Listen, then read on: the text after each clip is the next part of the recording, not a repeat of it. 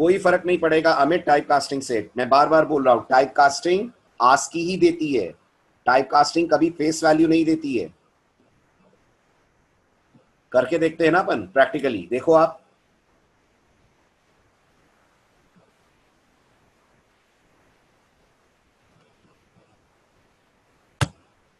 ठीक है, अब सब लोग करिए ऑब्जर्व। मैंने लिखा hash include stdio.h, hash include conio.h, this is main. करें अब आप अच्छे से ऑब्जर्व। ये मेरे पास एक कैरेक्टर ch है जिसके अंदर 5 असाइंड है। ये मेरे पास एक फ्लोट वेरिएबल x है। मैंने कंपाइलर से कहा x इक्वल टू ch, और यहां लिखा printf %f कॉमा x।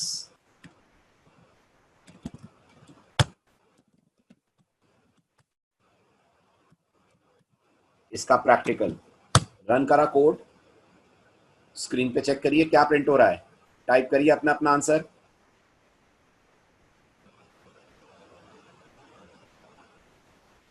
दिख रहा है 53 आ रहा है।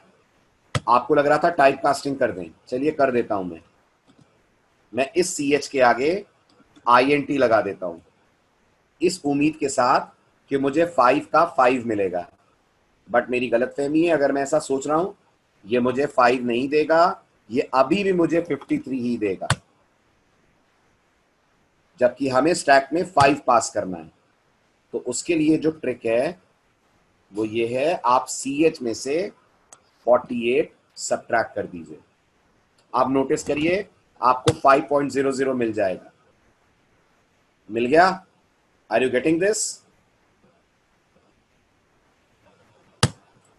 तो ये एक नई चीज हमें अपने कोड में करनी है। हटा दूं आईडी, हटा दूं, वापस आ जाएं थ्योरी पे।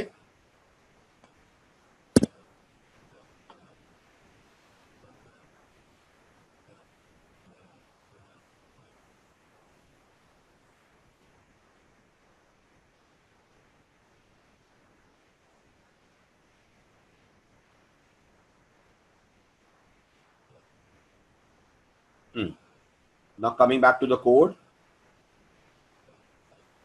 अब हमें इवैल्यूएशन का कोड लिखना है, सॉल्विंग का कोड लिखना है। ठीक है, तो कोड लंबा है, मैं लिख रहा हूं, आप एक एक लाइन मेरे साथ समझें, फिर मैं इस पूरे कोड को ट्रेस करूंगा। जब सब कुछ समझ में आ जाएगा फिर आप डाउट्स पूछिएगा।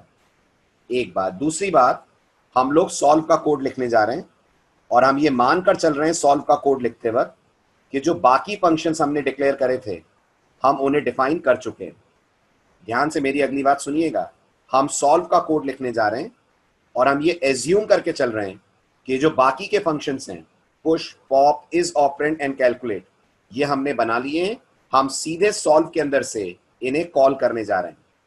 Everyone is getting this? आपको ये बात समझ आ रही है? इससे हमारा कोड सिंपल हो जाएगा। सो वी आर एज्यूमिंग हमारे पास बाकी फंक्शंस बने हुए हैं, हमें सिर्फ सॉल्व की कोडिंग करनी है। एक बार सॉल्व बन जाए, प्रोग्राम ट्रेस हो जाए, फिर हम पुश, पॉप, इज ऑपरेंड और कैलकुलेट बाकी चारों को बनाते हैं। बिल्कुल डिफाइन करने होंगे ना, लेकिन वो प्रोग्राम रन करने पर करेंगे ना। हम अभी प्रोग्राम बना रहे हैं, रन थोड़ी कर रहे हैं। तो हम ये मानकर चल रहे हैं कि सॉल्व के अंदर से हम इन्हें कॉल करेंगे और ये फंक्शंस डिफाइंड है। उसके बाद फिर हम इन्हें डिफाइन करेंगे, क्योंकि सॉल्व डिफाइन करना ज्यादा इंपॉर्टेंट है, वो ज्यादा जरूरी फंक्शन है, बाकी तो सब छोटे छोटे हैं। चलिए, सबसे पहले सॉल्व का हेडर होगा, it will be float solve, argument में आएगा कैर पोस्टफिक्स 20। बताइए, फर्स्ट लाइन क्लियर? हाँ या ना, जल्दी बोलिए। सॉल्व की फर्स्ट लाइन क्लियर है? राइट? और आप लोग रेज हैंड पे बार बार क्लिक कर रहे हैं, वो मत करिए। ठीक है, थोड़ा ध्यान रखिए, आपका रेज हैंड स्क्रीन एब्रप्ट कर देता है मेरी। ठीक है, तो थोड़ा सा ध्यान रखिए, रेज हैंड पे आपका फिंगर बार बार टच हो रहा है। चलिए, अब सॉल्व के अंदर आए। सॉल्व के अंदर अब हमें चाहिएंगे कुछ लोकल वेरिएबल्स जो हम अपने लॉजिक में यूज करेंगे। तो सबसे पहले बताइए, लूप लगेगा? क्या सॉल्व में हमें एक लूप चलाना पड़ेगा पोस्टफिक्स एरे के एक एक कैरेक्टर को चेक करने के लिए? तो लूप चलाने के लिए एक इंटीजर लगेगा आई, एक हम लोग आई ले रहे हैं, ठीक है। स्टैक लगेगा, will solve make use of stack? Do we need a stack here? Definitely. So we'll declare a stack variable struct stack s. Fine. Other than this, we'll require a character जो हम postfix array से एक एक character receive करने के लिए लेंगे। हालांकि इस कैरेक्टर को हम अवॉइड भी कर सकते हैं, बट मैं फिलहाल इसको ले रहा हूं। इसके अलावा याद कीजिए, जब आपको ऑपरेटर मिलेगा तो आप स्टैक से 2 एलिमेंट पॉप करेंगे। whenever you will encounter an operator in the postfix array, you will pop top 2 elements, yes or no? करेंगे, उन्हें कहीं रखना पड़ेगा ना, we'll have to store them somewhere, right? तो उसके लिए हम लोग ले रहे हैं 2 फ्लोट वेरिएबल्स, और एक का नाम मैं दे रहा हूं OP1, एक का नाम मैं दे रहा हूं OP2, और एक आंसर रखने के लिए रिजल्ट। ठीक है, अभी हो सकता है एकदम से आपको नहीं पता चल रहा हो इतने सारे वेरिएबल्स कहाँ यूज होंगे, थोड़ी सी पेशेंस रखिए, कोड आगे बढ़ेगा, एक एक का यूज आपको समझ आएगा। ठीक है, अब आपके पास सूडो कोड है, do you have the pseudo code? Right, अब हम उस सूडो कोड को इंप्लीमेंट कर रहे हैं। अगर आपको याद है सूडो कोड, बहुत बढ़िया, अगर नहीं याद है तो उसे ओपन कर लीजिए आप अपने पास, ताकि जो मैं करूं वो आप सूडो कोड से पढ़कर रिलेट कर पाए। चलिए, अब सबसे पहला काम होगा टॉस को इनिशियलाइज करना विद -1 करना होगा ना। स्टैक यूज करने का पहला स्टेप यही होता है ना, राइट। अब सी लैंग्वेज का क्वेश्चन पूछ रहा हूं मैं सी लैंग्वेज का क्वेश्चन पूछ रहा हूं। अब मुझे इस पोस्टफिक्स एरे पे एक लूप इटरेट करना है। तो सबसे पहले बताइए, how do we iterate over a character array? What is the basic syntax of running a loop over a character array in C programming? Very good. We start from, Nilesh कहां से शुरू करते हैं? We start from index number 0 और हम जाते कहां तक है? We go up to \0। आप सबने C प्रोग्रामिंग में इस चीज को पढ़ा है, और आप लोगों ने तो अभी पढ़ा है, अभी आपका C के बैच में चीजें हुई हैं। So we'll say for I equal to 0, postfix I not equal to \0 and I plus plus. ये होगा आपका पोस्टफिक्स एरे पे लूप इटरेट करना। ठीक है, अब एल्गोरिथम कहती है पोस्टफिक्स एरे से एक एक कैरेक्टर निकालो। तो मैं आपको वर्ड्स में बोलता हूं क्या करना है, आप चैट में टाइप करना अपना आंसर। अब मैं चाहता हूं हम पोस्टफिक्स एरे से एक कैरेक्टर उठाएं और CH में रख लें। क्या लिख दें यहां पर बताइए? पोस्टफिक्स एरे से एक कैरेक्टर उठाएं। यस नीलेश, अवॉइड कर सकते हैं अपन, बिल्कुल अवॉइड कर सकते हैं। नॉट इक्वल टू \0 ये ऐसे भी लिख सकते हैं। ठीक है, मैंने रीडेबिलिटी पॉइंट ऑफ व्यू से नॉट इक्वल टू नल लिखा हुआ है, बाकी आपको याद होना चाहिए नॉट इक्वल टू नल लिखने की जरूरत नहीं है। Automatically compiler not equal to null test condition में ऐड कर देगा। याद है कि नहीं सबको? याद है ना? But still for keeping the readability better, मैं यहां पे मेंशन कर रहा हूं नॉट इक्वल टू नल। ठीक है, तो अब मुझे पोस्टफिक्स एरे का एक कैरेक्टर उठाकर CH में रखना है, तो मैंने कहा CH equal to postfix i. Good, अब हमें चेक करना है, एल्गोरिथम का अगला स्टेप कह रहा है वेरीफाई या check whether it is an operator और ऑपरेंड। आप बताइए कौन बताएगा ये ऑपरेटर है कि ऑपरेंड है? जल्दी बताएगा। आज का डिस्कशन आपको समझ में आ रहा है? कैलकुलेट नहीं बताएगा, गलत बात, बिल्कुल गलत। ये ऑपरेटर है कि ऑपरेंड है, ये हमें बताएगा इज ऑपरेंड। मानते हैं? इज ऑपरेंड हमें रिटर्न करेगा 1 अगर ये कैरेक्टर एक ऑपरेंड है, और इज ऑपरेंड हमें करेगा रिटर्न 0 अगर ये कैरेक्टर एक ऑपरेटर है। सही कह रहा हूं है ना? इज ऑपरेंड ही करेगा ना ये काम। अब हमें कॉल करना है इज ऑपरेंड को। ठीक है, तो बताइए कैसे कॉल करें? कैसे कॉल करें? कॉल करें इफ के अंदर। कॉल होगा इफ के अंदर, if is operand CH double equal to 1। बताइए ये इफ स्टेटमेंट समझ आया? ये इफ स्टेटमेंट समझ में आया? शाबाश, वेरी गुड, बहुत बढ़िया। इज ऑपरेंड फंक्शन को हम कॉल कर रहे हैं एंड वी आर चेकिंग कि उसकी रिटर्न वैल्यू 1 है क्या, क्योंकि आप मानते हैं 1 और 0 पे अलग अलग एक्शंस लेने हमें। अगर इज ऑपरेंड 1 रिटर्न करेगा तो हम पुश करेंगे, और अगर इज ऑपरेंड 0 रिटर्न करेगा तो हम पॉप करेंगे, है ना। इसलिए हमें ये चेक करना जरूरी है whether is operand is returning 1 और वेदर इट इज रिटर्निंग 0। ठीक, आप मुझे बताइए अगर इज ऑपरेंड ने 1 रिटर्न करा तो इसका क्या मतलब निकालें, एलिमेंट ऑपरेटर है कि एलिमेंट ऑपरेंड है। देखिए मैंने आपके सामने सिंबल्स दिए हुए हैं, ये 1 रिटर्न कब करेगा और ये 0 रिटर्न कब करेगा, ऑपरेंड है। Very good. अगर एल्गोरिथम क्लियर है आपको तो आप बताइए ऑपरेंड के आने पर एल्गोरिथम क्या करती है। गलत बात मीनाक्षी, ऑपरेंड आने पर पॉप करते हैं क्या? कैसा आंसर दे रहे हैं आज? पुश करते हैं। Very good. तो अब हमें पुश करना है, राइट। पुश का कॉल लिखिए सभी लोग, सभी लोग चैट विंडो में पुश का कॉल लिखिए।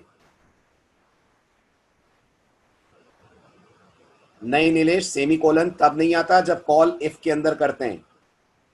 पुश का कॉल लिखिए आशी, पुश का कॉल, पुश का नाम नहीं।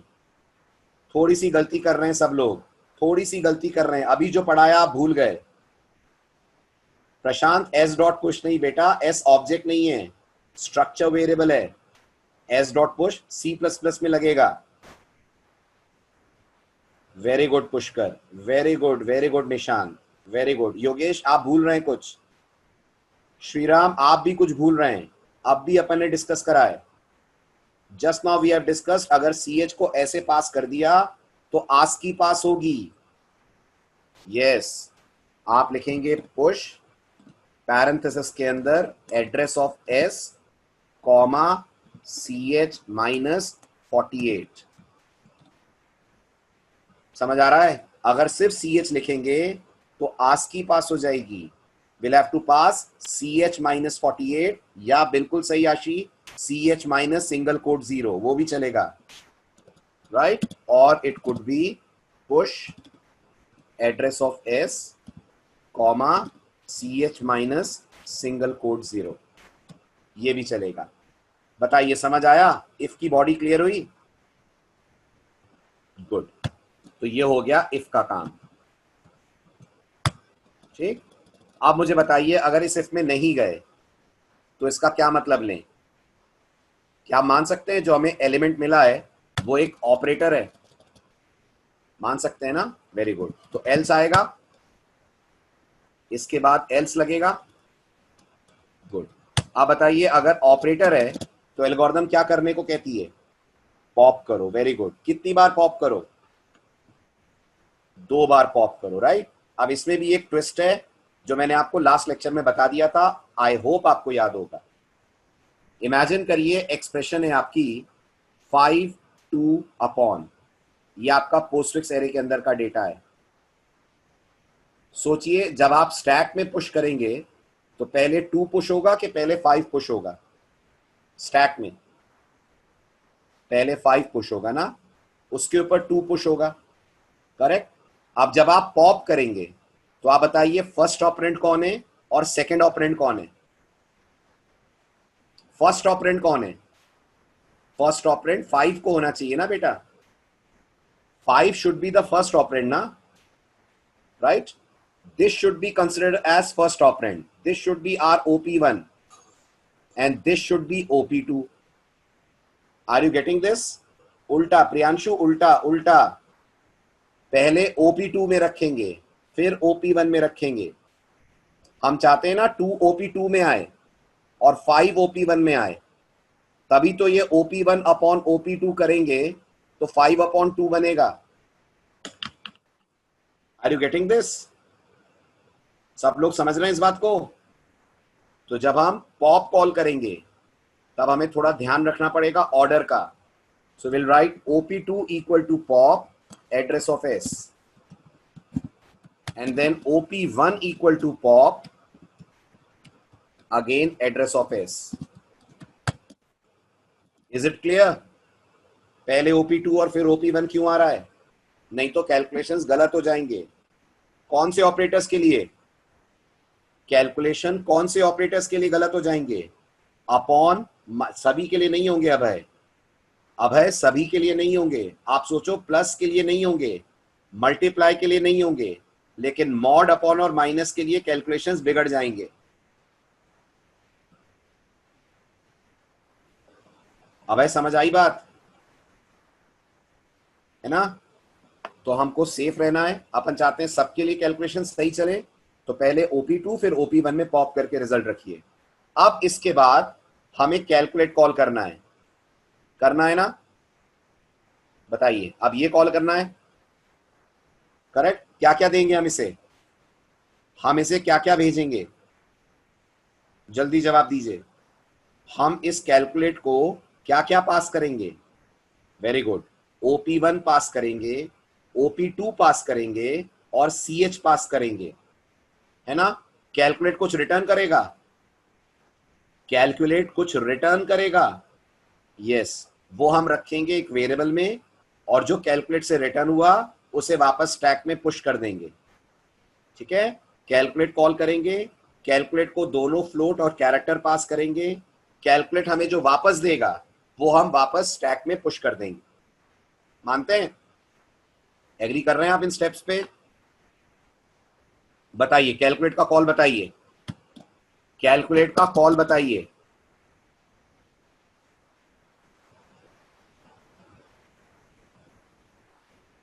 कैलकुलेट का कॉल टाइप करिए चैट विंडो में।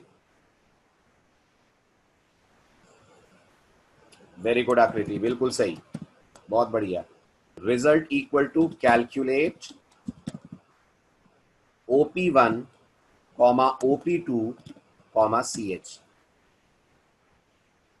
ठीक है? आप बताइए रिजल्ट का क्या करें, रिजल्ट का क्या करें? शाबाश, पुश कर दें, ठीक? By writing push address of S comma result. ये पुश हो गया, ये एल्स बंद, ये हमारा फॉर लूप बंद, ठीक है? आप बताइए जब इस फॉर से बाहर आएंगे तो इसका मतलब हम ये मान लें एक्सप्रेशन खत्म। फॉर से बाहर आने का मतलब हम ये मान लें एक्सप्रेशन खत्म, है ना? तो फॉर से बाहर आकर अगला टास्क, लास्ट स्टेप बताइए एल्गोरिथम का क्या है? लास्ट स्टेप,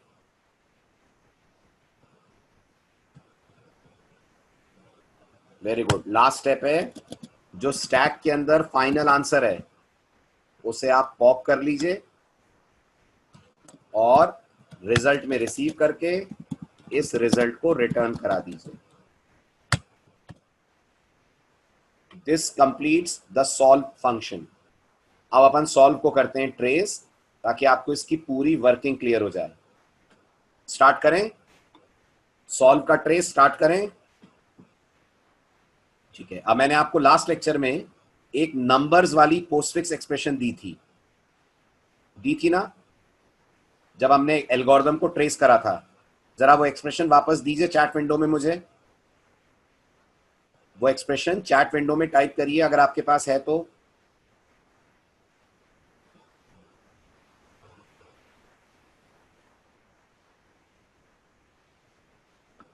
नंबर्स वाली पोस्टफिक्स एक्सप्रेशन अगर आपके पास है तो उसे चैट में टाइप कीजिए। बेटा इनफिक्स नहीं, पोस्टफिक्स मांग रहा हूं पुष्कर, पोस्टफिक्स। 5 6 into 2/4 -7 plus.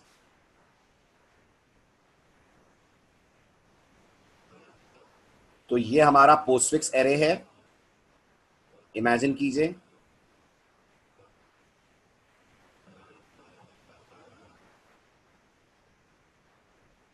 इस पोस्टफिक्स एरे में हमारे पास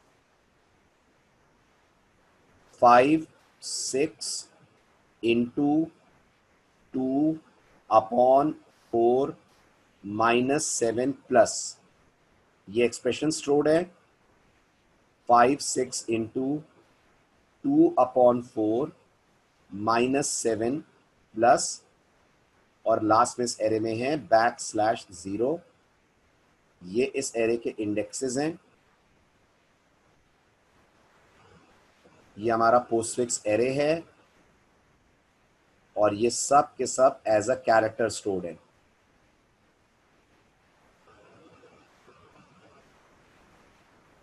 हर्षित अपन पहले ही मान चुके हैं ना, ऑपरेंड अभी एक डिजिट का ही ले रहे हैं अपन,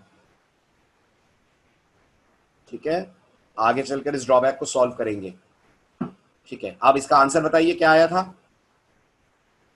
इसका इवेल्युएट करने पर आंसर कितना आया था, 18।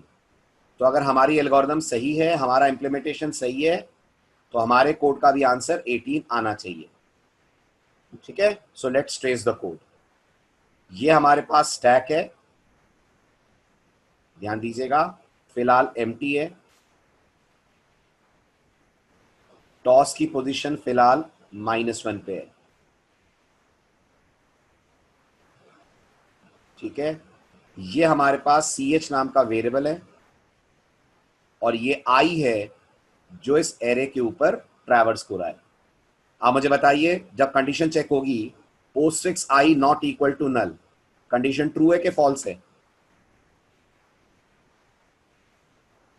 जल्दी बोलिए। वेरी गुड, कंडीशन ट्रू है, क्योंकि पोस्टफिक्स i में 5 है, 5 का आस्की 53 है, नल का आस्की 0 होता है, तो condition true. ch equal to postfix i के कारण ch के अंदर 5 आया, सही कह रहा हूं, है ना, ठीक है। आप बताइए इज ऑपरेंड 5 को देखकर क्या रिटर्न करेगा, 0 के 1, 1 रिटर्न करेगा, वेरी गुड। अगर इज ऑपरेंड 1 रिटर्न करेगा तो इफ की कंडीशन ट्रू होगी, the condition of if will become true, very good. Control will move inside this if block, yes or no, control will move inside this if block, right, then push function will be called। ये हो जाएगा ch -48, मतलब 5 का ASCII कितना होता है, 5 का ASCII बताइए, शाबाश, 53 - 48। and how much is 53 - 48? 53 - 48 is, very good, we'll get 5। और क्योंकि आपने देखा होगा स्टैक आपका फ्लोट का है, तो यहां आकर पुश होगा 5.0। समझ रहे हैं इस बात को, स्टैक फ्लोट का है तो यहां पुश हो जाएगा 5.0, ठीक है। अब बताइए इफ चलेगा तो एल्स भी चलेगा, नहीं चलेगा, कंट्रोल चला जाएगा i++ पे, आई जंप लेकर आ जाएगा इंडेक्स नंबर 1 पे, आ जाएगा। Again condition will be tested, condition अभी भी ट्रू है फॉर लूप की, नल कैरेक्टर अभी भी नहीं आया है, फिर कंट्रोल अंदर आएगा और अब की बार ch में असाइन करा जाएगा 6। इस ऑपरेंड 6 को देखकर भी 1 देगा, एग्री करते हैं, इस ऑपरेंड 6 को देखकर भी 1 देगा, राइट। तो हमारी एक्सप्रेशन अब बन जाएगी आस्की ऑफ 6 - 48, कितनी होती है 6 की आस्की, 54। 54 - 48 विल बी 6, स्टैक के अंदर पुश हो जाएगा 6.0। एल्गोरिथम आई को इंक्रीमेंट करके इंडेक्स नंबर 2 पे लाएगी, इंडेक्स 2 पे है स्टार, ध्यान दीजिएगा, स्टार के आने पर ch के अंदर असाइन होगा स्टार। अब बताइए स्टार को देखकर इज ऑपरेंड 1 देगा कि 0, 0 देगा, तो अब एल्स वाला पार्ट चलेगा, चलेगा। बताइए OP2 में क्या पॉप होकर आएगा, OP2 में पॉप होकर आएगा 6.0, OP1 में पॉप होकर आएगा 5.0। और अगर आपने स्टैक के लेक्चर्स मिस नहीं करे हैं तो पॉप के कॉल होने पर वापस ये दोनों स्टैक से हट जाएंगे और टॉस आ जाएगा ऑन -1। टॉस गौर करिए 1 पे रहा होगा, पुश ने टॉस को इंक्रीमेंट करा होगा, ये मत सोचिएगा सर टॉस बढ़ कहां रहा है, टॉस यहां नहीं बढ़ रहा है, टॉस को इंक्रीमेंट और डिक्रीमेंट पुश और पॉप करेंगे, टॉस का इंक्रीमेंट और डिक्रीमेंट ऑपरेशन पुश पॉप के अंदर कर चुके हैं अपन, यहां से अपन मान रहे हैं पॉप इंक्रीमेंट डिक्रीमेंट होगा पुश पॉप के कारण, तो अब टॉस आ गया है -1 पे। अब हम result is equal to calculate वाली लाइन लिखेंगे, क्या जाएगा OP1 की जगह बताइए, 5.0 है ना, OP2 की जगह 6.0, CH की जगह स्टार, क्या लौटाएगा कैलकुलेट हमें, क्या लौटाएगा कैलकुलेट हमें, 30.0 लौटाएगा, और ये 30.0 प्रोग्राम स्टैक के अंदर पुश कर देगा। तो this TOS will increment TOS will now point at index number 0 और यहां पुश हो जाएगा 30.0। करेक्ट। इसके बाद कोड फिर आई प्लस प्लस पे जाएगा। आई आएगा इंडेक्स नंबर 3 पे। आई 3 पे आएगा तो सी एच के अंदर 2 असाइन होगा। एक बार फिर इस ऑपरेंड 2 को देखकर हमें 1 रिटर्न करेगा, because 2 is an operand. 1 return करने पर फिर से पुश कॉल होगा। What is the ASCII value of 2? 50. So this will become 50 minus 48. 50 minus 48 means 2.0 will be pushed. Control else में ना जाते हुए आई प्लस प्लस पे जाएगा। ध्यान दीजिएगा, अपॉन आ रहा है। जैसे ही अपॉन आएगा C H will hold upon. Is operand upon को देखकर 0 रिटर्न करेगा। कोड आएगा एल्स वाले पार्ट में। क्या आएगा बताइए OP2 में, क्या आएगा बताइए OP1 में? Very good. OP2 में आएगा 2.0, OP1 में आएगा 30.0। ये इन दोनों की वैल्यूज होंगी। करेक्ट। स्टैक से ये दोनों हट जाएंगे। टॉस वापस -1 पे आ जाएगा। TOS will now at be at -1। Fine. फिर इसके बाद कैलकुलेट कॉल होगा। क्या जाएगा OP1 की जगह? 30.0, OP2 2.0, ऑपरेटर की जगह पर upon. Will get back 15.0 from calculate. 15.0 will be pushed in the stack. So stack will now hold 15.0. Again I plus plus will be executed. I will reach index number 5. Index number 5 पे भी null नहीं है, so the condition of for loop is still true. अंदर गए, CH के अंदर 4 assign हुआ। 4 को देखकर इस ऑपरेंड रिटर्न करेगा 1। 1 रिटर्न करेगा तो इफ ट्रू होगा। अब 4 minus 48 होगा। What is the ASCII of 4? 52। 52 minus 48 मतलब 4.0 पुश होगा। 4.0 पुश होगा मतलब टॉस इंक्रीमेंट होकर 1 पे आ जाएगा। Again I plus plus will be done. I will reach index number 6। Index 6 पे अवेलेबल है माइनस। CH के अंदर असाइन हो जाएगा माइनस। माइनस को देखकर इस ऑपरेंड फिर रिटर्न करेगा 0। फिर एल्स वाला पार्ट चलेगा। स्टैक से पॉपिंग होगी। OP2 में पॉप होकर आएगा 4.0, OP1 में पॉप होकर आएगा 15.0। दोनों स्टैक से हट जाएंगे, स्टैक एम्प्टी हो जाएगा और टॉस रिड्यूस होकर -1 पे आ जाएगा।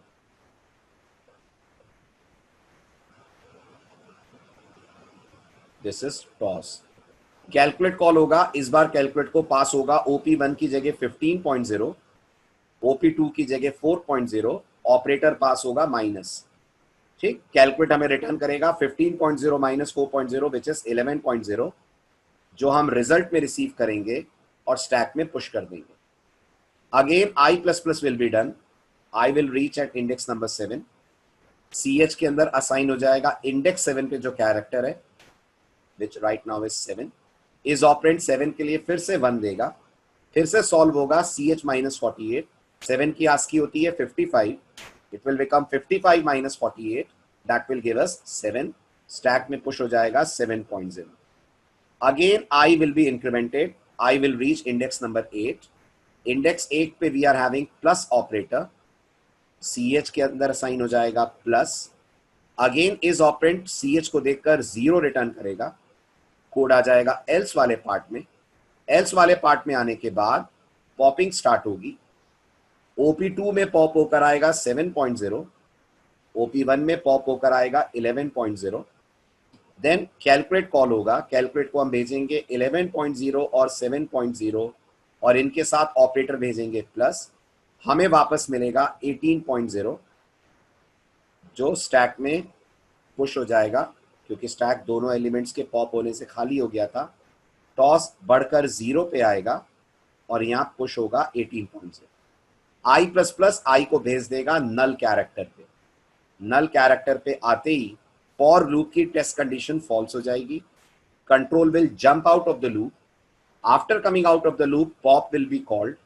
पॉप रिटर्न करेगा 18.0 स्टैक से निकालकर। फाइनली ये 18.0 यहां से रिटर्न होगा और कहां जाएगा, जल्दी बताइए कहां जाएगा, वहां जहां से कॉल आया। कॉल कहां से आया, मेन से आया। ये 18.0 आकर रिसीव हो जाएगा आंसर में और आंसर को हम कर देंगे स्क्रीन के ऊपर डिस्प्ले। बताइए ट्रेस आया समझ, एक एक स्टेप क्लियर हुआ?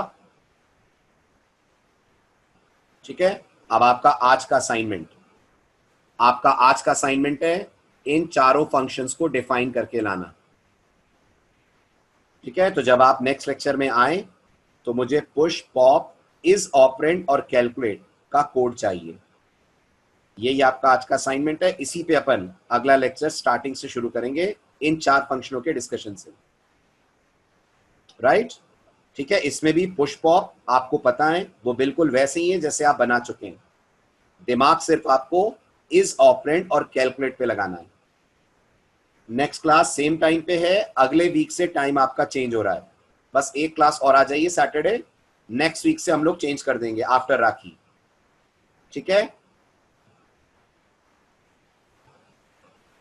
ठीक। और आपको शाम को 4 बजे और 5 बजे दोनों सूट होगा, ये बताइए। 2 स्लॉट्स हैं, एक 4 बजे का है, एक 5 बजे का है। Are you comfortable with either of them?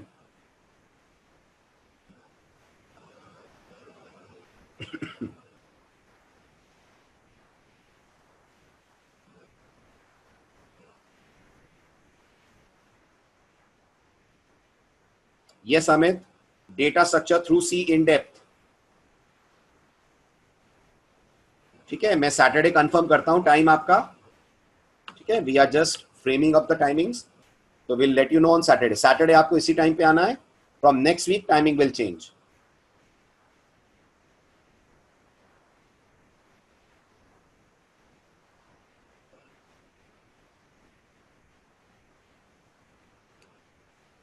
ठीक है, ठीक है, मैं आपको सैटरडे बता दूंगा।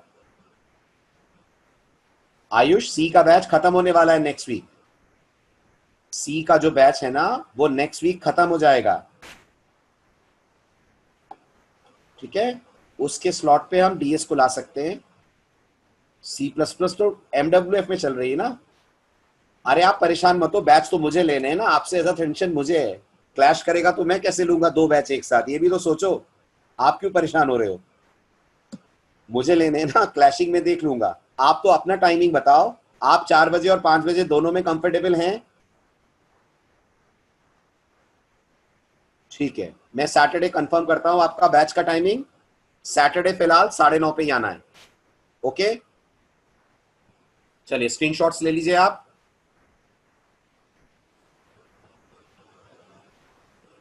हाँ, पहले निशांत आपका डाउट सॉल्व कर दूं। निशांत की एक क्वेरी थी, वो एक मिनट सॉल्व कर लेते हैं। और ये मैं फंक्शंस में बता चुका हूं, फिर भी बता देता हूं एक बार और समझिए।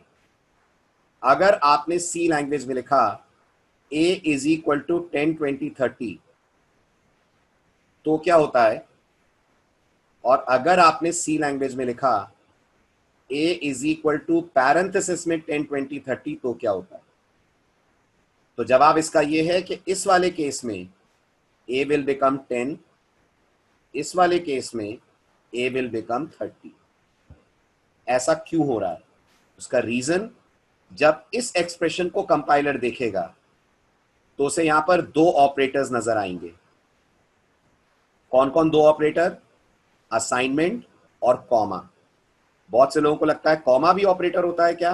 डेफिनेटली कॉमा भी एक ऑपरेटर है सी लैंग्वेज में। आप सी लैंग्वेज का प्रेसिडेंस चार्ट चेक कीजिए, you will find comma as an operator. ठीक है, और कॉमा लेफ्ट टू राइट चलता है, ये भी याद रखिएगा। ठीक, और कॉमा से हाई प्रेसिडेंस असाइनमेंट की होती है। तो अगर आप कंपाइलर के पॉइंट ऑफ व्यू से देखें तो कंपाइलर आपकी एक्सप्रेशन को ऐसे समझ रहा है, a इक्वल टू 10 एक्सप्रेशन का एक पार्ट है, फिर उसे लग रहा है आपने कॉमा करके लिखा है 20 एंड 30, जो फिलहाल उसके लिए कोई मतलब नहीं रख रहे हैं, तो वो इन्हें इग्नोर कर दे रहा है। वैलिड पार्ट उसको बस नजर आ रहा है a इक्वल टू 10, इसलिए यहां पर a में 10 असाइन होगा। निशान, डाउट सॉल्व हुआ आपका? बिल्कुल आ रहे हैं, आ रहा हूं, बता रहा हूं, पैरेंथेसिस में बता रहा हूं। अब अगर आपने पैरेंथेसिस लगा दिया तो आप ये तो जानते ही हैं पैरेंथेसिस की प्रायोरिटी सबसे ज्यादा है ना। तो पहले कंपाइलर 10 20 30 पड़ेगा। अब मैंने आपसे कहा लेफ्ट टू राइट चलेगा ये, तो बताइए लास्ट ऑपरेंड कौन सा कंपाइलर को दिखेगा? ये लास्ट ऑपरेंड है 30। तो अब कंपाइलर इसके बाद जब इक्वल टू पे आएगा तो लेफ्ट पे ए दिख रहा है और राइट पे उसे ए के दिख रहा है 30, इसलिए यहां ए में वैल्यू असाइन हो जाएगी 30। ओके,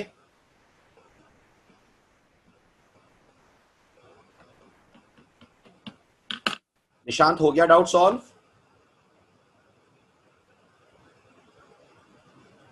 स्क्रीनशॉट्स ले लें आप। This is page 1, page 2,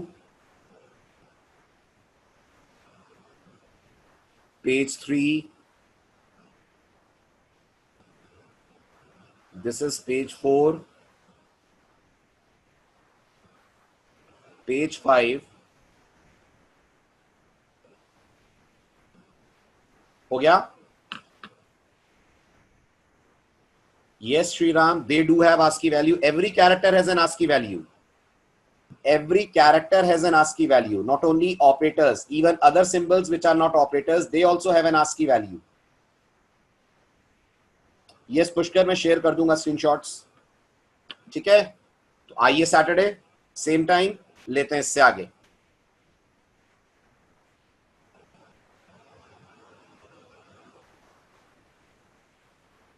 okay Vibhuti, I do that.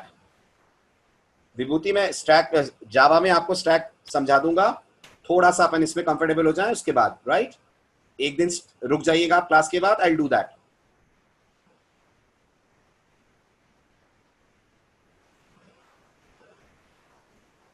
Yes, we can use if else construct to check for an operator, Shriram. That is possible.